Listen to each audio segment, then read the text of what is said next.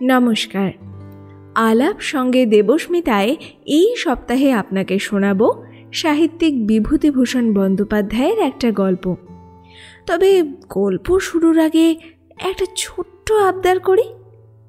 গল্প শুনে আপনার ভালো লাগলে প্লিজ একটা লাইক আর প্রিয় মানুষদের সঙ্গে শেয়ার করে দেবেন। আর কমেন্ট সেকশনে আপনার মূল্যবান মতামত জানাতে ভুলবেন না কিন্তু। তাহলে আর কথা নয়, শুরু করছি সাহিত্যিক বিভূতিভূষণ বন্দ্যোপাধ্যায়ের কাহিনী উইলের খেয়াল।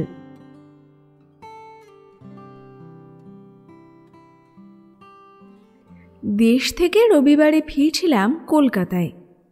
সন্ধ্যার আর বেশি দেরি নেই। একটু আগে থেকেই প্ল্যাটফর্মে আলো জ্বেলেছে। শীতও খুব বেশি। এদিকে এমন একটা কামরায় উঠে বসেছি যেখানে দ্বিতীয় ব্যক্তি নেই যার সঙ্গে একটু গল্প গুজব করি। আবার যার তার সঙ্গে গল্প করেও আনন্দ হয় না। আমার দরের কোনো লোকের সঙ্গে গল্প করে কোনো সুখ পাইনি, কারণ তারা যে কথা বলবে সে আমার জানা। তারা আমারই জগতের লোক। আমার মতোই লেখাপড়া তাদেরও, আমার মতোই কিরানিগিরি কি স্কুল মাস্টারি করে। আমারই মতো শনিবারে বাড়ি এসে আবার রবিবারে কলকাতায় ফিরে। তারা নতুন খবর আমায় কিছুই দিতে পারবে না।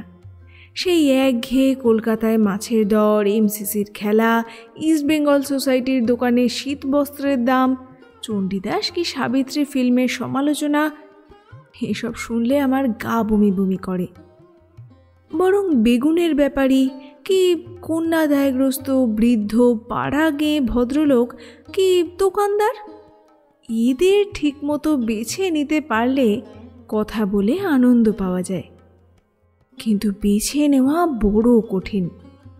কন্যাদায়গ্রস্ত ভদ্রলোক ভেবে যার কাছে গিয়েছি অনেক সময় দেখেছি তিনি ইন্স্যুরেন্সের দালাল। একা বসে বিড়ি খেতে খেতে প্ল্যাটফর্মের দিকে চেয়ে আছি। এমন সময় দেখি আমার বাল্যবন্ধু শান্তিরাম হাতে একটা ভারী বোঁচকা ঝুলিয়ে কোন গাড়িতে উঠবে ব্যস্তভাবে খুঁজে বেড়াচ্ছে। আমি ডাকতেই এই যে বলে একগাল হেসে আমার কামরার সামনে এসে দাঁড়িয়ে বললে, বোঁচকাটা একটু ধরো না ভাই কাইন্ডলি। আমি তার বোঁচকাটা হাত বাড়িয়ে গাড়িতে তুলে নিলাম। পেছনে পেছনে শান্তিরামও হাঁপাতে হাঁপাতে উঠে আমার সামনের বেঞ্চিতে মুখোমুখি হয়ে বসল। খানিকটা ঠান্ডা হয়ে আমার দিকে হাত বাড়িয়ে বললে, বিড়ি আছে? কিনতে ভুলে গেলাম তাড়াতাড়িতে। আর ক মিনিট আছে? 6:45 না রেলওয়ের?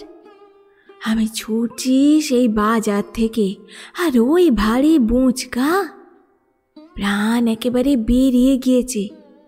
কলকাতায় বাসা করা গিয়েছে ভাই। শনিবারে শনিবারে বাড়ি আসি।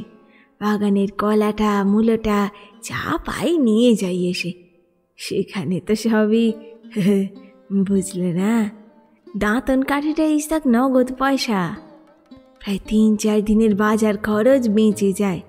এই দেখো, ওল, পুঁই শাক, কাঁচা লঙ্কা, পাটালি। দেখি দেশলাইটা। শান্তিরামকে পেয়ে খুশি হলাম। শান্তিরামের স্বভাবই হচ্ছে একটু বেশি বকা, কিন্তু তার বকুনি আমার শুনতে ভালো লাগে। সে বকুনির ফাঁকে ফাঁকে এমন সব পাড়া গাঁয়ের ঘটনার টুকরো ঢুকিয়ে দেয় যা গল্প লেখায় চমৎকার, অতি চমৎকার উপাদান।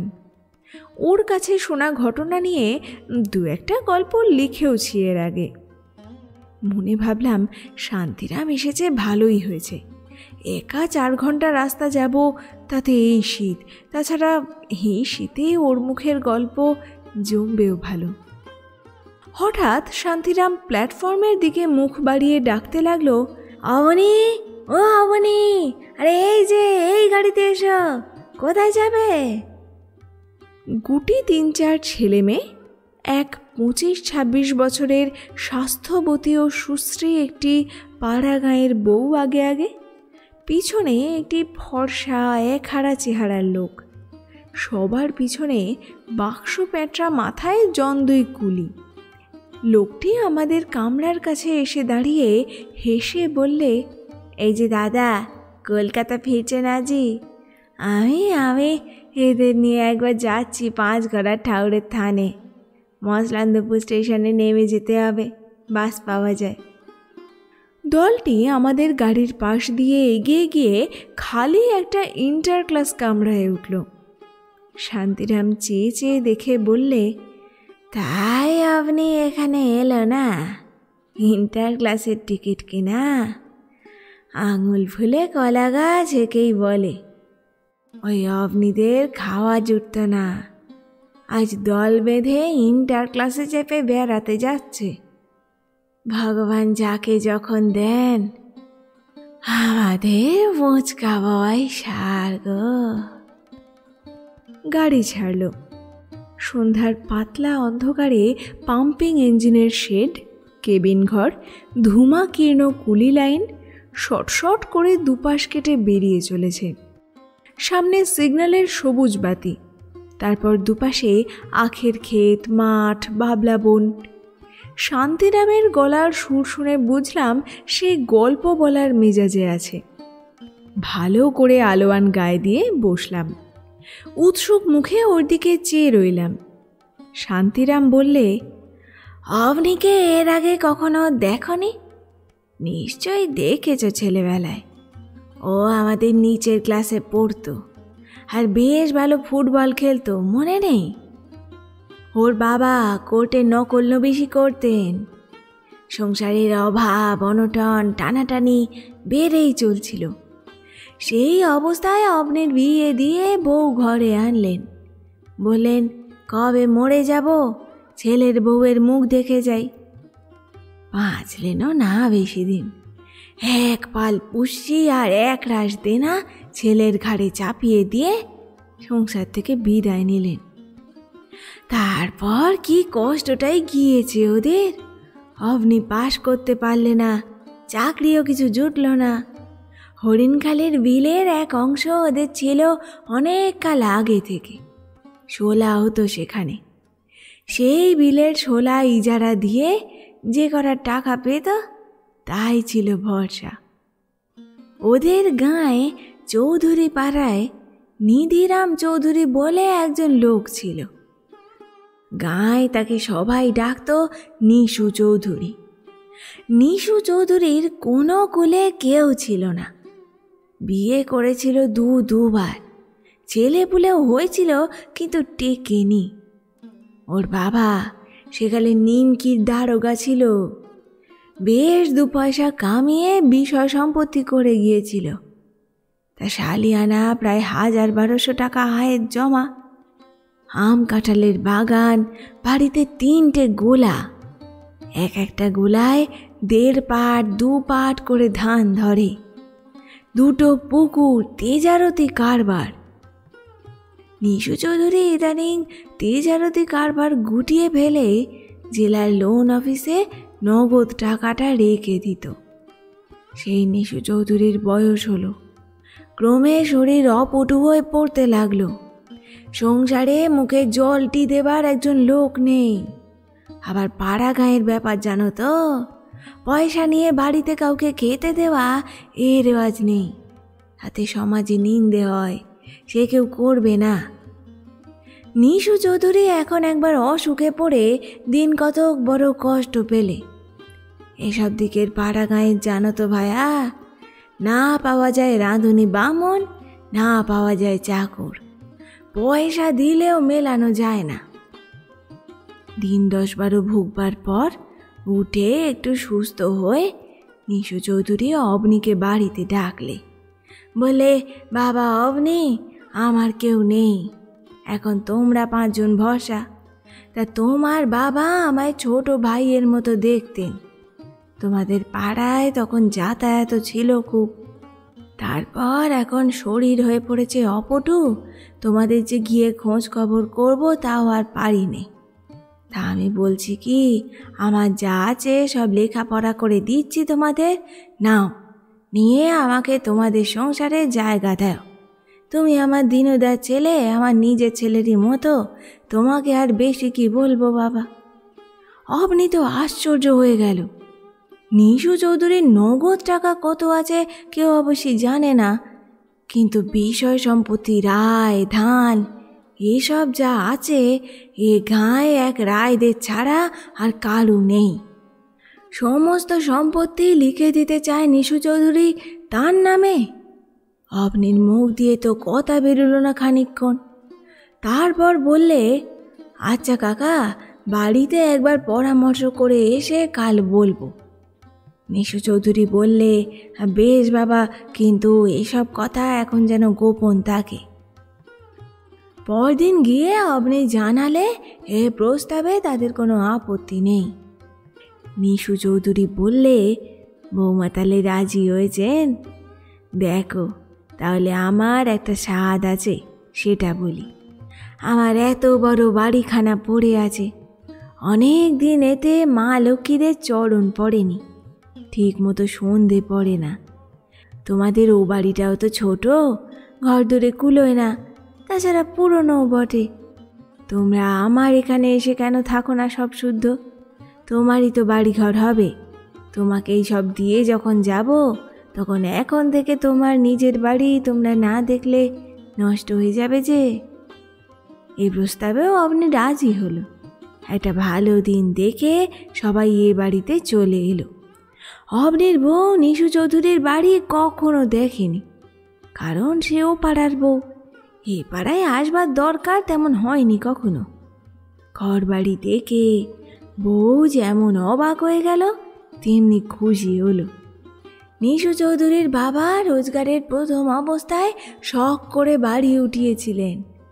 তখনকার দিনে সস্তা গন্ডার বাজার ছিল, দেখে অবাক হবার মতো বাড়ি করেছিলেন বটে।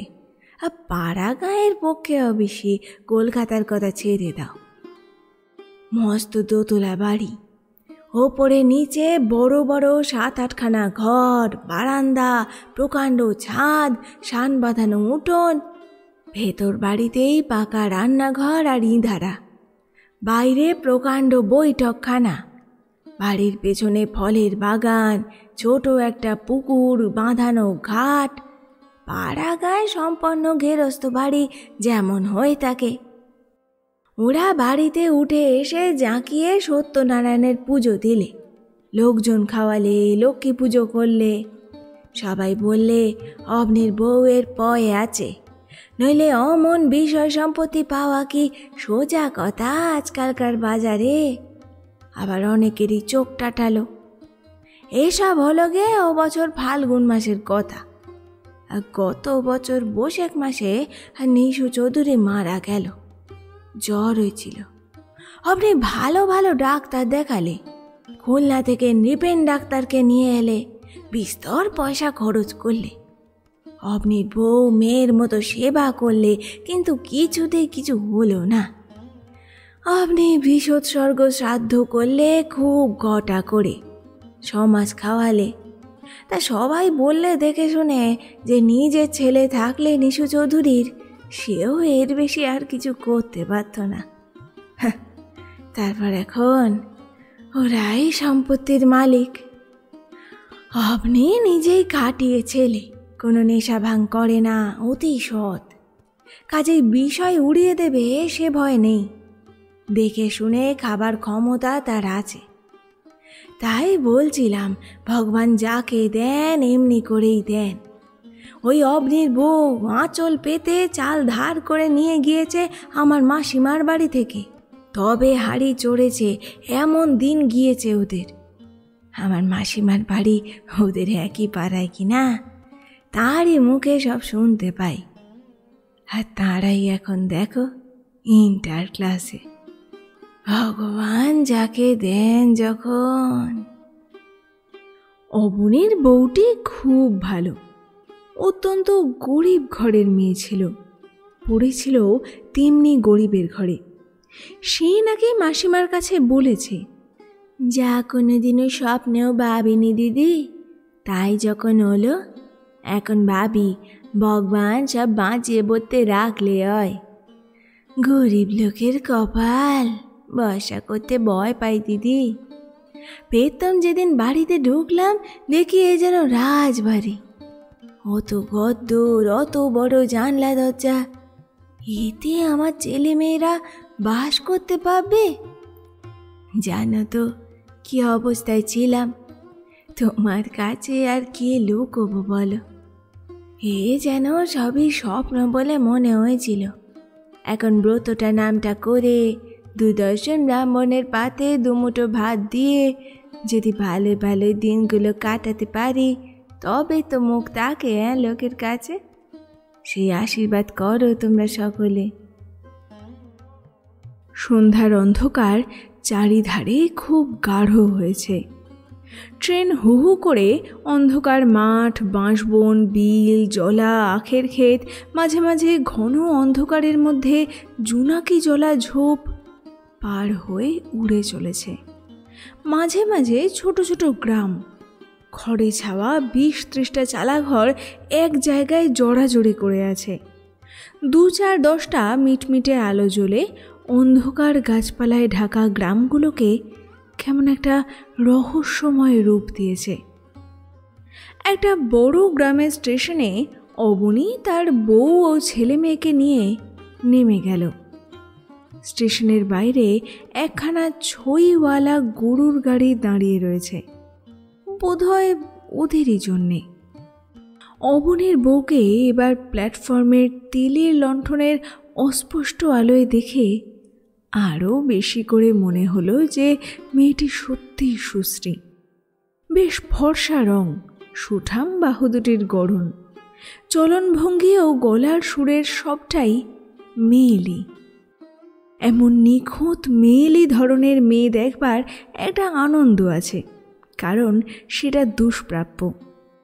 ট্রেনখানা প্রায় 10 মিনিট দাঁড়িয়ে রইলে একজন লোক হ্যারিকেন লণ্ঠন নিয়ে ওদের এগিয়ে নিতে এসেছিল।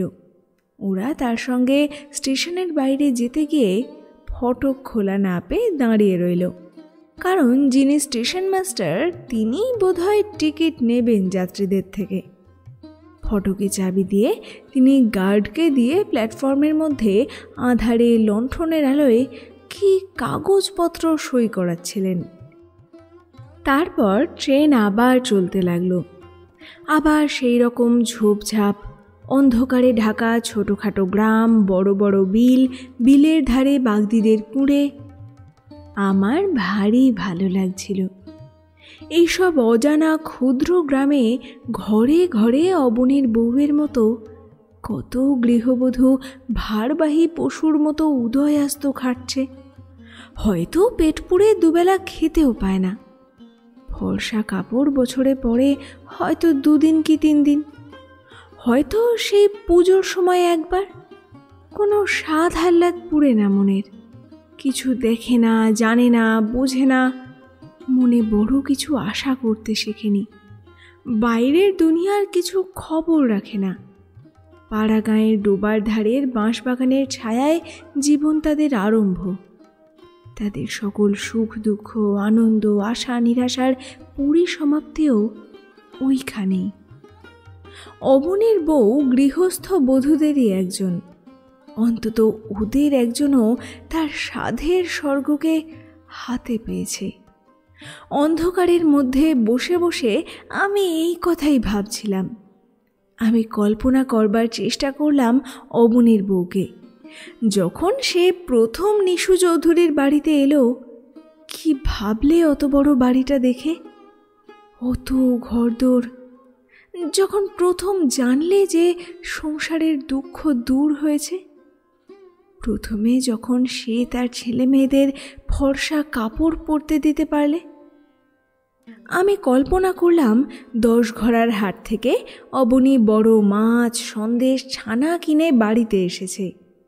অবনীর বউ এই প্রথম সচ্ছলতার মুখ দেখলে, তার সে খুশি ভরা চোখ মুখ আমি অন্ধকারের মধ্যে দেখতে পাচ্ছি। ট্রেন আর একটা স্টেশনে এসে দাঁড়িয়েছে। শান্তিরাম আলোয়ান মুড়ি দিয়ে জড়সড় হয়ে বসে আছে, মাঝে মাঝে ঢুলছে। স্টেশনে পানের বোঝা উঠেছে। আমি শান্তিরামকে বললাম, শান্তিরাম ঘুমোচ্ছ নাকি? আমি একটা গল্প জানি এই রকমই, তোমার গল্পটা শুনে আমার মনে পড়েছে, সেটা শুনবে? কিন্তু শান্তিরাম এখন গল্প শুনবার মেজাজে নেই। সে আরামে ঠেস দিয়ে আরও ভালো করে মুড়ি সুড়ি দিয়ে বসল। সে একটু ঘুমোবে। পূর্ণবাবুর কথা আমার মনে পড়েছে শান্তিরামের গল্পটা শুনবার পরে। এখন পূর্ণবাবু আমিন ছিল। পাটনায় আমরা একসঙ্গে কাজ করেছি। পূর্ণবাবুর বয়স তখন ছিল 50 কি 52 বছর। লম্বা রোগা চেহারা, বিজয় আফিম খেত, দাঁত প্রায় সব পড়ে গিয়েছিল, মাথার চুল সাদা, নাকটা বেশ টিকালো। অমন সুন্দর নাক কিন্তু আমি কম দেখেছি। রং না ফর্সা না কালো। পূর্ণবাবু কম মাইনে পেত। এখানে কোনো রকমে চালিয়ে বাড়িতে তার কিছু টাকা না পাঠালেই চলবে না। কাজেই তার পরনে ভালো জামা কাপড় একদিনও দেখিনি।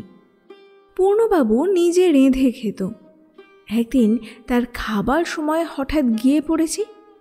দেখি পূর্ণবাবু খাচ্ছে শুধু ভাত, কোনো তরকারি কি শাক কি আলু ভাতে কিচ্ছু না, কেবল একতাল সবুজ পাতালতা বাটা, ওষুধের মতো দেখতে কি একটা দ্রব্য ভাতের সঙ্গে মেখে মেখে খাচ্ছে।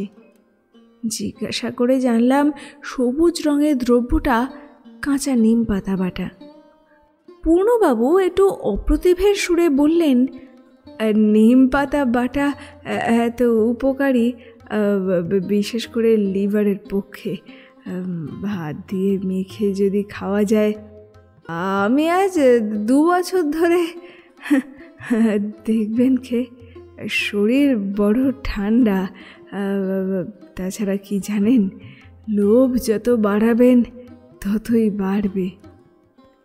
উপকারী দ্রব্য তো অনেকই আছে। ডাল ঝোলের বদলে কুইনাইন মিক্সচার ভাতের সঙ্গে মেখে দুবেলা খাওয়ার অভ্যাস করলে দেশের ম্যালেরিয়া সমস্যার একটা সুসমাধান হয়, তাও স্বীকার করি। কিন্তু জীবনে বড় বড় উপদেশগুলো চিরকাল লঙ্ঘন করে চলে এসে এসে আজ নীতি ও স্বাস্থ্য পালন সম্বন্ধে এত বড় একটা সজীব আদর্শ চোখের সামনে পেয়ে খানিকক্ষণের জন্য নির্বাক হয়ে গেলাম। আর একদিন দুদিন নয়, 2 বছর ধরে চলছে এই ব্যাপার। একদিন পূর্ণবাবু নিজের জীবনের অনেক কথা বললেন। কলকাতায় তাদের বাড়ি, ভবানীপুরে। তাঁর একজন পিসিমা আছেন একটু দূর সম্পর্কের। সেই পিসিমার মৃত্যুর পরে তাঁর সম্পত্তির উত্তরাধিকারী হবেন পূর্ণবাবু। কিন্তু পিসিমা মরি মরি করছেন আজ 30-35 বছর। পূর্ণবাবুর বিবাহ হয় বাগবাজারে সম্ভ্রান্ত বংশের মেয়ের সঙ্গে। তবে তখন তাদের অবস্থা খুব ভালো ছিল না। পূর্ণবাবুদের পৈতৃক বাড়িও নেই কলকাতায়। ভবানীপুরে খুব আগে নাকি প্রকাণ্ড বাড়ি পুকুর ছিল। এখন তাদের 2 পুরুষ ভাড়াটে বাড়িতে থাকে। পূর্ণবাবুর 18-19 বছর বয়সে পিতৃবিয়োগ হয়। তিনি ছেলের জন্যে শুধু যে কিছু রেখে যাননি তা নয়, ছেলেটিকে লেখাপড়াও শেখাননি। কারণ তিনিও জানতেন এবং সবাই জানত যে তার দরকার নেই। অত বড় সম্পত্তির যে মালিক হবে 2 দিন পরে, তার কি হবে লেখাপড়ায়? ছেলেটিও জ্ঞান হওয়া পর্যন্ত তাই জানত। তাই লেখাপড়া শিখবার কোনো চেষ্টাও ছিল না। পূর্ণবাবুর শ্বশুরও তাই ভেবেই মেয়েকে ওই গরিব ঘরে দিয়েছিলেন। পূর্ণবাবুর বাবা তো মারা গেলেন। পূর্ণবাবুর ঘাড়ে রেখে গেলেন সংসার, নববিবাহিত পুত্রবধূ, অল্প কিছু দেনা। কিন্তু পূর্ণবাবুর ক্রেডিট তখন পুরো মাত্রায়। কি বাজারে কি বন্ধু বান্ধব মহলে টাকা হাত পাতলেই পাওয়া যায়। ধারে দোকানে জিনিস পাওয়া যায়, নিত্য নতুন বন্ধু জোটে। পূর্ণবাবু খুশি, পূর্ণবাবুর তরুণী বউ খুশি, আত্মীয় স্বজন খুশি, বন্ধু বান্ধব খুশি। কারণ সবাই জানে বুড়ি আর কদিন, না হয় মেরে কেটে আর 5 বছর। অবশ্যই পূর্ণবাবুর তখন বয়স অনেক কম, সংসারে কিছুই বোঝেন না, জানেন না, মনে উৎসাহ আশা অদম্য, আনন্দের উৎস, চোখের সামনে দীপ্ত রঙিন ভবিষ্যৎ, যে ভবিষ্যতের সম্বন্ধে কোনো সন্দেহের অবকাশ নেই, আশঙ্কা নেই, যা একদিন হাতের মুঠোয় ধরা দেবেই। এই অবস্থায় যে যা বুঝিয়েছে পূর্ণবাবু তাই বুঝেছেন। টাকা কড়ি ধার করে 2 হাতে উড়িয়েছেন, বন্ধুবান্ধবদের সাহায্য করেছেন, ধারে যতদিন এবং যতটা নবাবি করা চলে বাকি রাখেননি। কিন্তু ক্রমে বছর যেতে লাগলো। 2-3 বছর পরে আর ধার মেলে না, সকলেই হাত গুটিয়ে ফেললে। পাওনাদারের যাতায়াত শুরু হলো এই জন্যে। আরও বিশেষ করে পূর্ণবাবু বাজারে ক্রেডিট হারিয়ে ফেললেন যে সবাই দেখলে পূর্ণবাবুর পিসিমা ওদের আদৌ বাড়িতে ডাকেন না। পূর্ণবাবুকেও না, পূর্ণবাবুর বউ ছেলে মেয়ে কাউকে না। পিসিমার কাছে খাতির পেলে বাজারেও পূর্ণবাবুর খাতির থাকতো। অনেকে বলতে লাগলো পূর্ণবাবুর পিসিমা ওদের দেখতে পারে না, সমস্ত সম্পত্তি হয়তো দেবোত্তর করে দিয়ে যাবে, একটি পয়সাও হয়তো দেবে না ওদের। পূর্ণবাবুর পিসিমার বিশ্বাস যে এরা তাকে বিষ খাইয়ে মারবে। যত বয়স হচ্ছে এই বিশ্বাস আরও দিন দিন বাড়ছে। এতে করে হয়েছে এই যে পূর্ণবাবুর কি পূর্ণবাবুর স্ত্রীর কি পূর্ণবাবুর ছেলে মেয়ের পিসিমার বাড়ির ত্রিসীমানায় ঘেঁষবার জো নেই। কাজেই অত বড় সম্পত্তির উত্তরাধিকারী হয়েও পূর্ণবাবু আজ 30 টাকা মাইনের আমিনগিরি করছেন। আমি পূর্ণবাবুর এ গল্প বিশ্বাস করিনি, কিন্তু সেটেলমেন্ট ক্যাম্পে আমরা একসঙ্গে 1.5 বছরের উপর ছিলাম। এই 1.5 বছরের প্রায় প্রতিদিনই সন্ধ্যায় কি রাত্রে একসঙ্গে বসবার সুযোগ হলেই পূর্ণবাবু আমায় তার পিসিমার সম্পত্তির গল্প করতেন। কখন কোনটা হয়তো বলে ফেলেছেন 6 মাস আগে, তার মনে থাকবার কথা নয়। আবার আজ যখন নতুন কথা বলছেন ভেবে বললেন, তখন খুঁটিনাটি ঘটনাগুলো 6 মাস আগের কাহিনীর সঙ্গে মিলে যেত। নানা টুকরো কথার জোড়াতালি দিয়ে এই 1.5 বছরে পূর্ণবাবুর সমস্ত গল্পটা আমি জেনেছিলুম। একদিন তিনি বসে আগাগোড়া গল্প আমায় করেননি, সে ধরনের গল্প করার ক্ষমতাও তার ছিল না।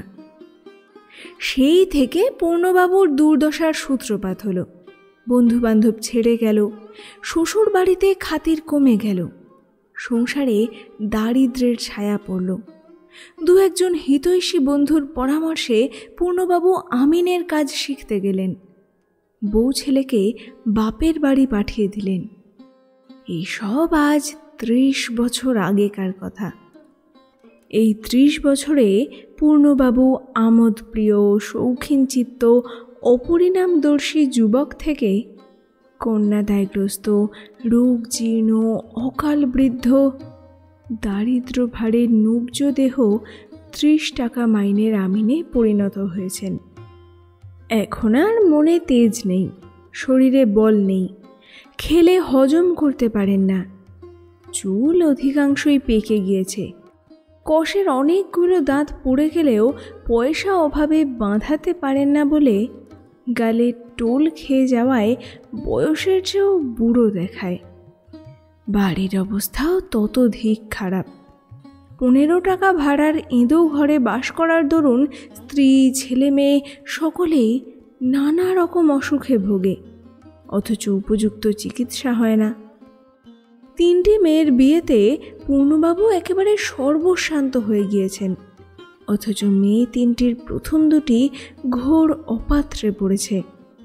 বড় জামাই বউবাজারে দর্জির দোকান করে, ঘোর মাতাল, কুচরিত্র, বাড়িতে স্ত্রীকে মারপিট করে প্রায়, তবুও সেখানে মেয়েকে মুখ গুঁজে পড়ে থাকতে হয়।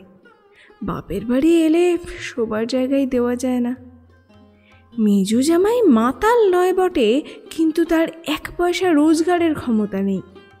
রেলে সামান্য কি এক চাকুরি করে। সে সংসারে সবাই একবেলা খেয়ে থাকে, তাই নাকি অনেক দিন থেকে নিয়ম। আর একবেলা সকলে মুড়ি খায়। মেজ মেয়ের দুঃখ পূর্ণবাবু দেখতে পারেন না বলে মাঝে মাঝে তাকে বাড়িতে আনিয়ে রাখেন। সেখানে এলে তবু মেয়েটা খেতে পায় পেট পুড়ে দুবেলা। আজকাল প্রায় জ্বরে ভোগে, শরীরও খারাপ হয়ে গিয়েছে। ডাক্তারে আশঙ্কা করছে থাইসিস। বুড়ি পিসিমা কিন্তু এখনও বেঁচে। এখনও বুড়ি গঙ্গা স্নানে যায়, নিজের হাতে রেঁধে খায়। বয়স 90-এর কাছাকাছি, কিন্তু এখনও চোখের তেজ বেশ, দাঁত পড়েনি। বুড়ি একেবারে অশ্বত্থামার পরমায়ু নিয়ে জন্মেছে। এদিকে যারা তার মরণের পানে উৎসুক দৃষ্টিতে চেয়ে আছে, তাদের জীবন ভাঁটিয়ে শেষ হতে চলল। সেটেলমেন্টের কাজ ছেড়ে পাটনা থেকে চলে এলাম। পূর্ণবাবু তখনও সেখানে আমিন। বছর 3 পরে একদিন গয়া স্টেশনে পূর্ণবাবুর সঙ্গে দেখা। দুপুরের পর এক্সপ্রেস আসবার সময় স্টেশনের প্ল্যাটফর্মে পায়চারি করছি। একটু পরেই ট্রেনটা এসে দাঁড়ালো। পূর্ণবাবু নামলেন একটা 2nd ক্লাস কামরা থেকে। অন্য কামরা থেকে 2জন দারোয়ান নেমে এসে জিনিসপত্রের তদারকে ব্যস্ত হয়ে পড়ল। আমি অবাক হয়ে চেয়ে রইলাম।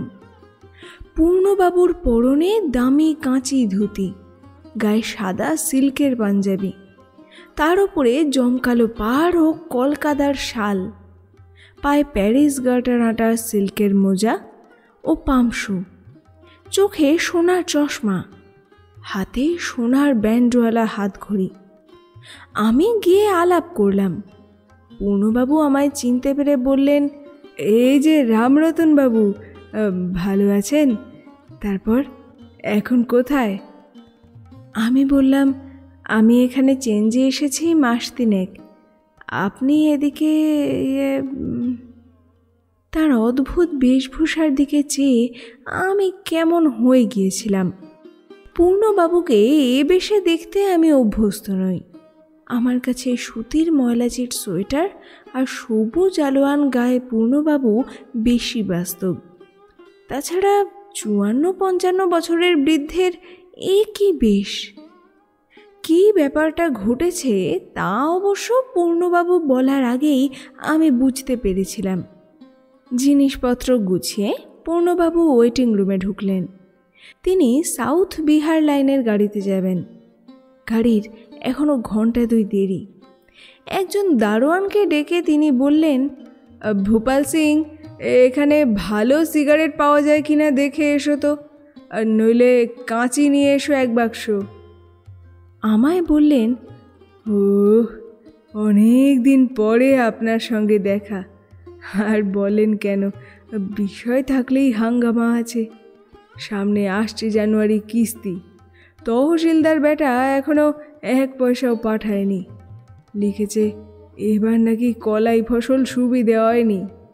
তাই নিজে যাচ্ছি মহালে, মাসখানেক থাকবো। গাড়িটা এখানে আসে কটায়?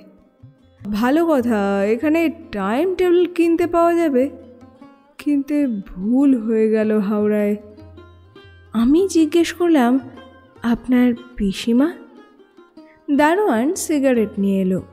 পূর্ণবাবু একটা সরু ও সুদীর্ঘ হোল্ডার বার করলেন। আমার দিকে একটা সিগারেট এগিয়ে দিয়ে বললেন, আসুন। তারপর সিগারেট ধরিয়ে আরামে ধোঁয়া ছেড়ে বললেন, পিসিমা মারা গিয়েছেন 8 বছর কার্তিক মাসে। তারপর থেকেই বিষয় আশয়ের ঝঞ্ঝাটে পড়েছি। নিজে না দেখলে কি জমিদারি টেকে? আর এই বয়সে ছুটোছুটি করে পারিনি। একটা ভালো কাজ জানা লোকের সন্ধান দিতে পারেন রামরতন বাবু? টাকা 40 মাইনে দেব, খাবে থাকবে।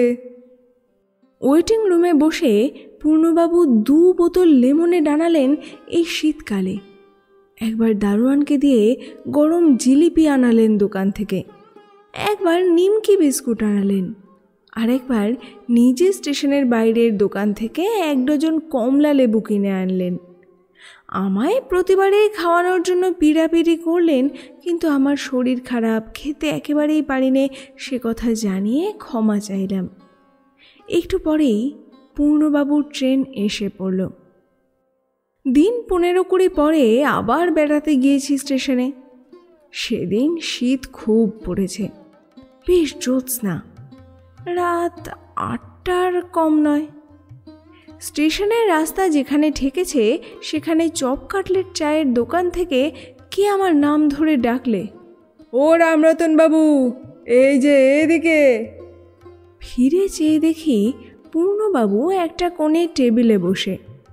পূর্ণবাবুর মাথায় একটা পশমের কান ঢাকা টুপি, শালের কমফোর্টার গলায় জড়ানো, হাতে দস্তানা। আমায় বললেন, আসুন বসুন, কিছু খাওয়া যাক। আজ ফিরে এলাম মহাল থেকে, এই রাতের গাড়িতে ফিরব কলকাতায়। কিছু খাবেন না? না না, খেতেই হবে, কিন্তু সেদিন তো কিছু খেলেন না। এবার ইধার আও। আমাকে জোর করে পূর্ণবাবু চেয়ারে বসালেন। তারপর তার নিজের জন্যে যা খাবার দিলে তা দেখে তো আমার হৃদকম্প শুরু হলো। এত খাবেন কি করে পূর্ণবাবু এই বয়সে?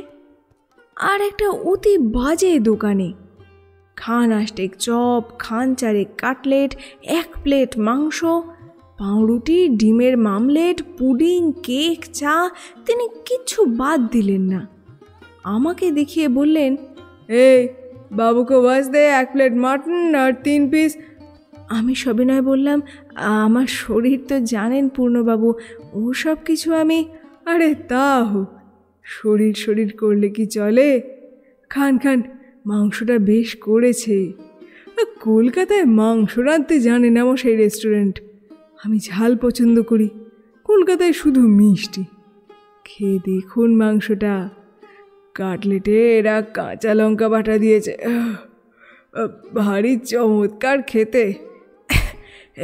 এ বয়, আর 2টা কাটলেট। কথাটা শেষ হবার আগেই তার বেজায় কাশির বেগ হলো। কাশতে কাশতে দম আটকে যায় আর কি। একটু সামলে বললেন, বড্ড ঠান্ডা লেগেছে মহালে, সেই জন্যে বেশ একটু গরম চা, চপ খেয়ে দেখবেন, ভারী চমৎকার চপ করেছে। এবার আমি কথাটা মুখ ফুটে বললাম, পূর্ণবাবু, আপনার শরীরে এইসব খাওয়া উচিত নয়, আর এ ধরনের দোকান তো খুব ভালো নয়। চা বরং 1 কাপ খান, কিন্তু এত এগুলো খেলে। পূর্ণবাবু হেসে উড়িয়ে দিলেন, খাবো না বলেন কি রামরতন বাবু, খাবার জন্যই তো সব। আরে শরীরকে ভয় করলেই ভয়, ওসব ভাবলে কি আর। আপনিও যেমন। রেস্টুরেন্ট থেকে বার হয়ে এসে আমাকে নিচু স্বরে বললেন, কিছু মনে করবেন না রামরতন বাবু, একসঙ্গে অনেক দিন কাজ করেছি এক জায়গায়, এখানে কোনো ভালো বাইজির বাড়ি টাড়ি জানা আছে? থাকে তো চলুন না আজ রাতটা, শুনেছি পশ্চিমে নাকি ভালো ভালো। কলকাতায় না হয় আজ নাই গেলাম। আমি বুঝিয়ে বললাম, পশ্চিমের যেসব জায়গায় ভালো বাইজি থাকে গয়া সে তালিকায় পড়ে না। বিহারের কোথাও নয়, কাশী, লখনৌ, দিল্লি, ওদিকেই সত্যিকার বাইজি বলতে যা বোঝায় তা আছে। পূর্ণবাবু বললেন, পাটনাতে নেই? আমার তো তাই মনে হয়। এদিকে আর কোথাও নেই? না হয় এমনি আর কোথাও? কোথাও কিছু নেই, আমি ঠিক জানি। পূর্ণবাবু ওয়েটিং রুমে ঢুকে আমায় বসতে বললেন। পূর্ণবাবুকে আরও বেশি বৃদ্ধ দেখাচ্ছিল। আমি তার বাড়িতে কে কেমন আছে জিজ্ঞেস করলাম।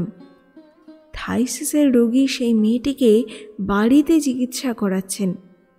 বড় ছেলেটি বাপের সঙ্গে ঝগড়া করে নিরুদ্দেশ হয়ে গিয়েছে আজ বছর 2, সম্পত্তি পাবার আগেই। কাগজে কাগজে বিজ্ঞাপন দিয়ে নাকি তার খোঁজ করেছেন। অনেকক্ষণ পর্যন্ত এইসব গল্প শুনলাম বসে বসে।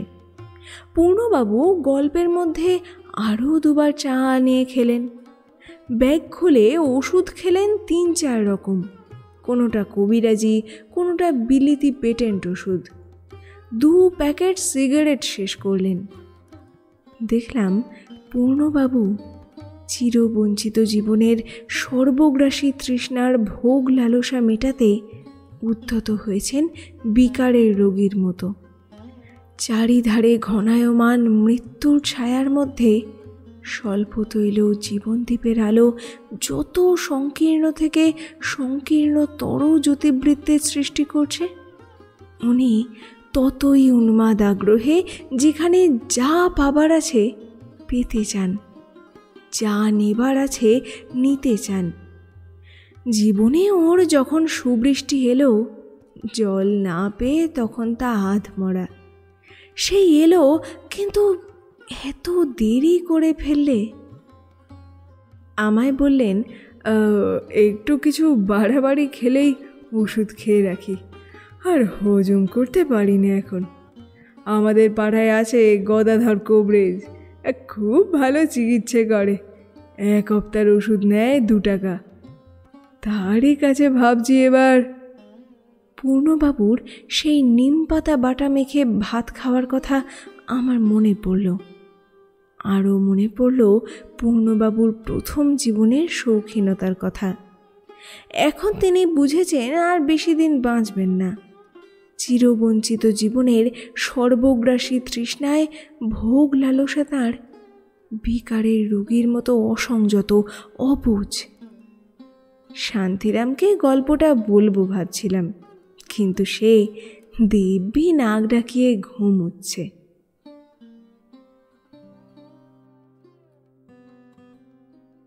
শেষ হলো আজকের গল্প, সাহিত্যিক বিভূতিভূষণ বন্দ্যোপাধ্যায়ের কাহিনী উইলের খেয়াল।